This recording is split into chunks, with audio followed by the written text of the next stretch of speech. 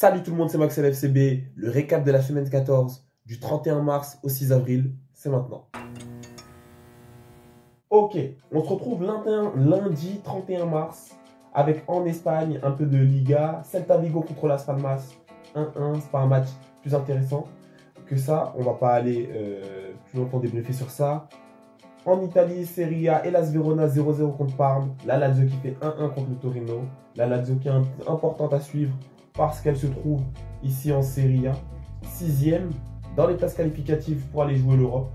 Donc on a les 3 premiers ici, les 2 premiers ici qui ont l'air qualifiés pour la C1. Et du 3 au 8e, ça se joue, comme je vous ai dit. Donc toutes ces équipes, Atalanta, Bologne, Juve, Lazio, Roma et Fiorentina, ça sera important à suivre dans cette petite Serie A, parce qu'on ne sait pas encore qui sera en C1, qui sera en C2 et qui sera en C3. Mardi 1er avril, l'APL, ils aiment bien faire ça, ils sont en décalé. Donc le mardi, pendant qu'on avait les coupes chez un, chez d'autres, on avait le championnat.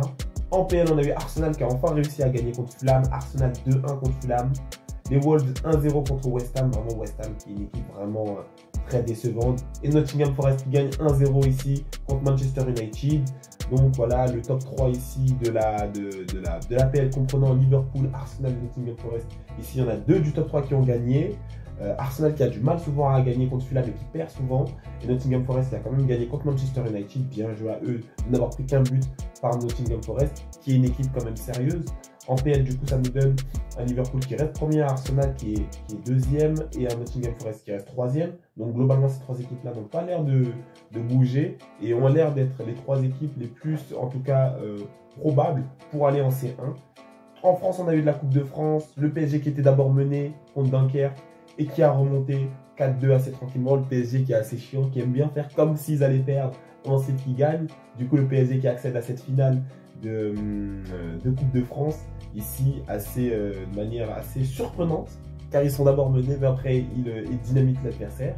En Copa del Rey, on a eu le super match de demi-finale retour Real Madrid-Real Sociedad. Le Real Madrid avait gagné 1-0 à l'aller. La Real Sociedad et le Real Madrid ont joué un match où la Real Sociedad a d'abord ouvert le score, le Real Madrid a égalisé, la Real Sociedad a marqué 2 buts, le Real Madrid a marqué 2 buts, et donc ça veut dire que c'était un match fou qui finit en 4-4. Les 2 gardiens ont fait des grosses bourdes, les équipes n'ont pas si bien joué que ça, et donc c'est un match, les 2 équipes pouvaient passer. Ici, le Real Madrid a fait ce qu'il faut pour contenir la Real Sociedad et provoquer l'égalité. Ils ont gagné 1-0 au match aller. C'est donc le Real Madrid qui est passé en finale de Copa del Rey et qui ira retrouver El Barcelone. En Italie, en Coppa Italia aussi, on a eu Bologne contre Empoli. Donc eux, je crois que c'est leur phase aller, si je dis pas n'importe quoi. Bologne qui a gagné 3-0. Bologne qui en Serie A est une équipe assez sérieuse. On l'a vu ici, 4e ici. Ils ont que des wins. Ils ont sorti la Juventus, la Juve pour l'instant de ses places qualificatives pour la C1. Il reste actuellement 8 journées. S'ils sont bien 20, il reste 8 journées ici, 7 journées pour certains. S'ils continuent comme ça, ils sont au coude à coude avec la Juve. La Juve n'ira pas jouer la C1, et ça serait une première parce que je pense que la Juve, normalement, c'est tout le temps qualifié pour aller jouer la C1. Et la Juve en C3, en Europa League, ça serait un petit peu drôle.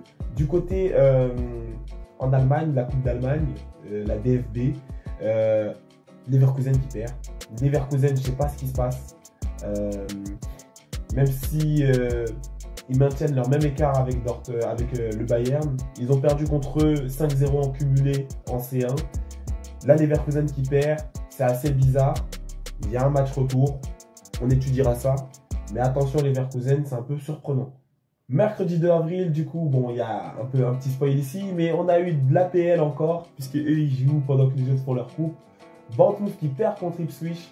Assez surprenant, Bournemouth qui perd contre Ipswich 2-1. Aston Villa qui fracasse Brighton 3-0. Aston Villa qui va aller toucher le PSG mercredi, excusez-moi. Donc Aston Villa, c'est du bon ce qu'ils sont en train de produire. Aston Villa, c'est très sérieux en PL. Même si ici, il y a une petite défaite ici contre Crystal Palace, le seul point noir. Aston Villa qui est bien revenu. Aston Villa était 9e, 10e et actuellement ils sont bien revenus à 51 points. Ils peuvent aller chercher Manchester City, ils peuvent aller chercher Chelsea. D'ailleurs, les deux ont fait des égalités pour aller chercher une place qualificative pour retourner en C1 l'année prochaine. Aston Villa, ça sera à suivre, c'est l'une des équipes à suivre pour cette fin de saison en tout cas.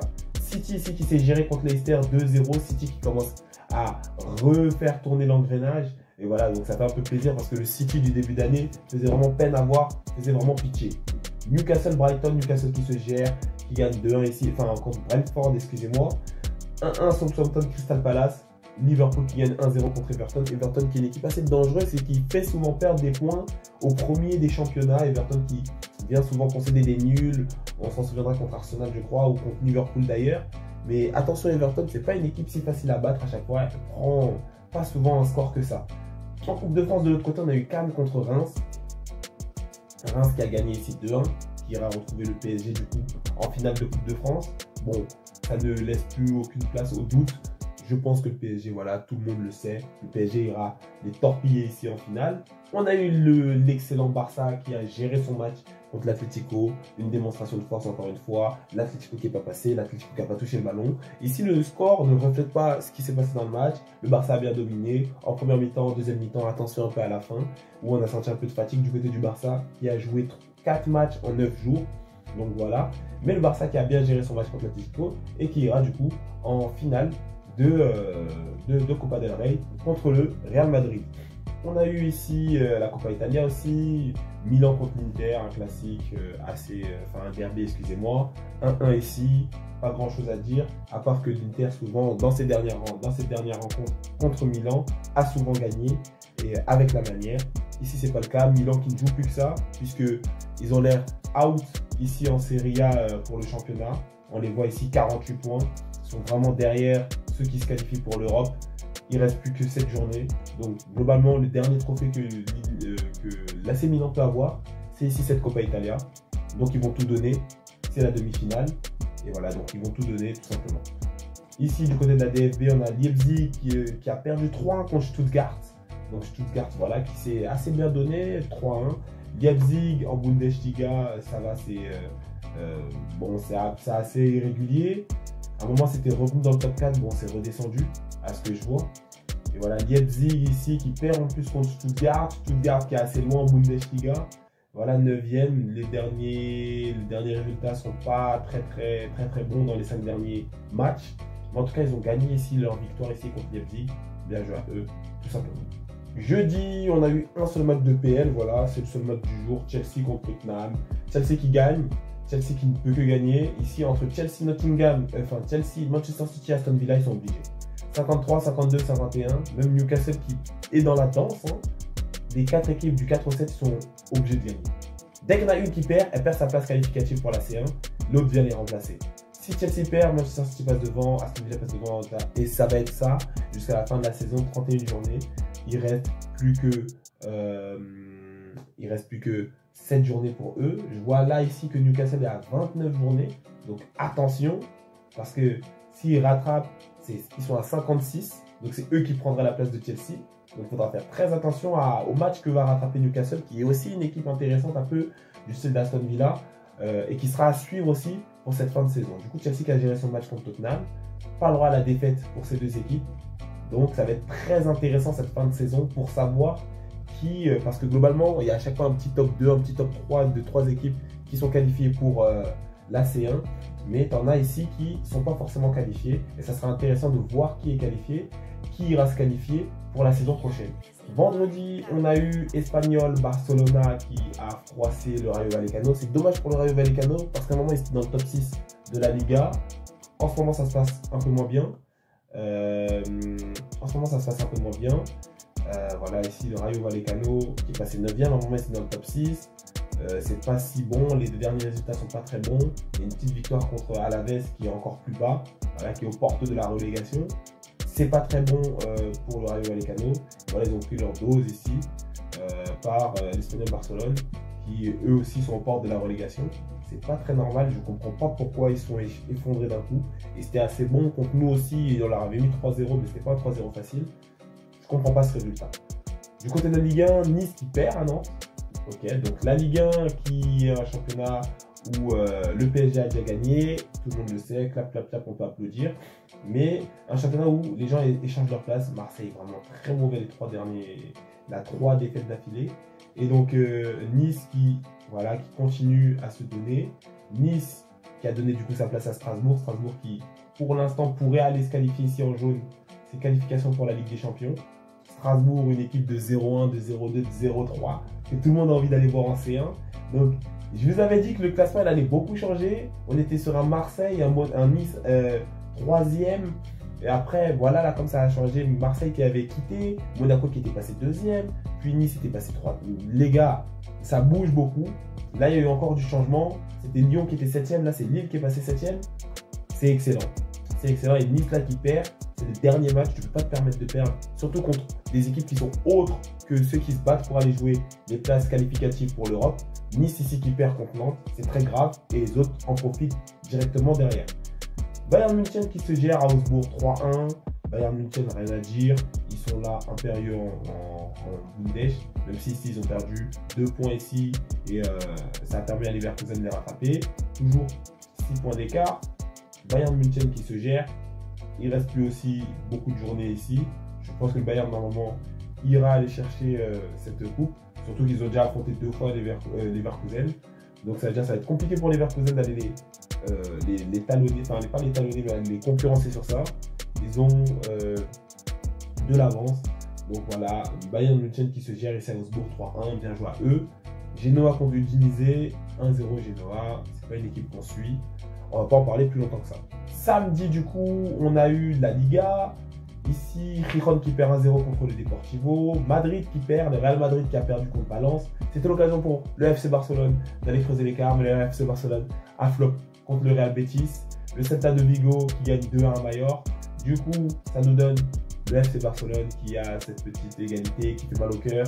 On pouvait mettre plus 6 points ici au RMA, plus 9 points à l'Atlético.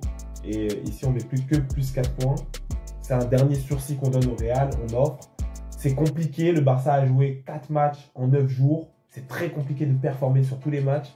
Au moins, j'ai envie de te dire, dans cette opération, on a gagné 2 matchs d'affilée en Liga. Puis on a gagné en Copa del Rey et on est en finale de Copa del Rey. J'ai envie de te dire, c'est plus important, on n'a pas perdu ici. Mais voilà, les joueurs ont besoin de repos et ça s'est senti. L'équipe du Barça est assez fatiguée et a des blessés tels que Dani Olmo ou Casado. Donc il faudra faire attention aussi à ça. Ça peut porter préjudice à la fin de la saison. En PL, on a un Everton-Arsenal, tu vois, Everton, je parlais d'eux, paf, voilà, 1-1 contre Arsenal. Ils te font toujours concéder des égalités, ils sont pas si faciles que ça à vaincre. Crystal Palace 2-1 Brighton, je sais pas pourquoi il y a 3 cartons rouges, mais la PL, souvent ils font la bagarre sur le terrain. Personne ne comprend pourquoi. Wolves qui a frappé Ipswich, enfin qui a battu Ipswich 2-1, voilà, 2 équipes qui sont au bord de la relégation. Ici, comme vous pouvez le voir, Ipswich c'est là, Wolverhampton, voilà, c'est là.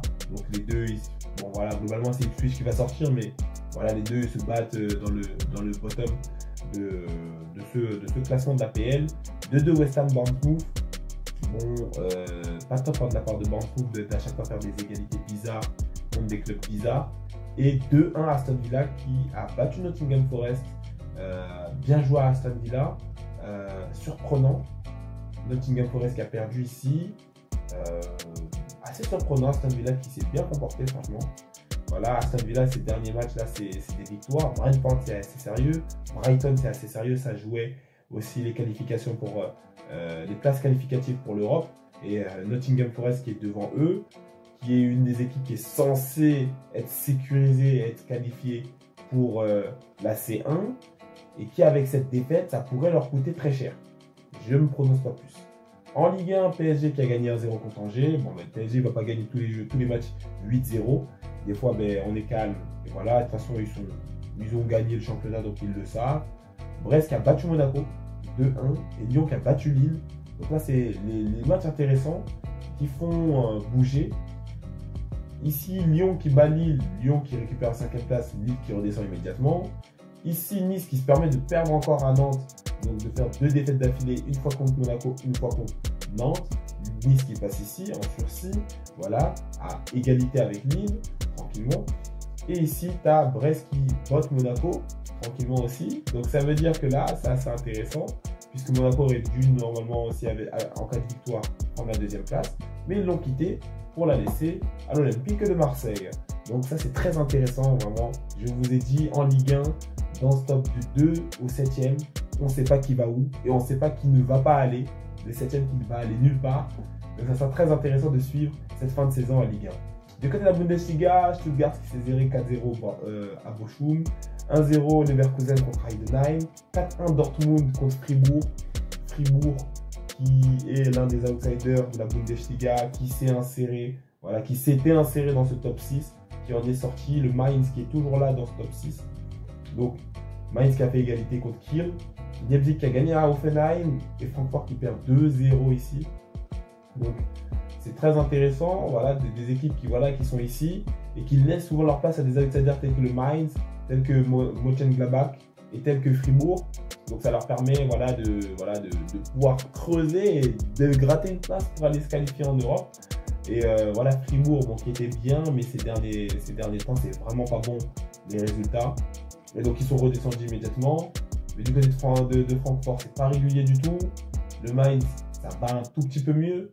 Leipzig, c'est pas régulier aussi. Donc c'est pour ça que les petits, dès qu'ils se concentrent un peu, des équipes comme Mönchengladbach contre le Mainz, comme Fribourg, peuvent s'insérer dans le top 7 de la Bundesliga et peuvent aller gratter du coup des places européennes. Donc c'est intéressant à suivre aussi, vu que les Francfort et Leipzig qui s'amusent des fois à faire des résultats et des performances assez bizarres.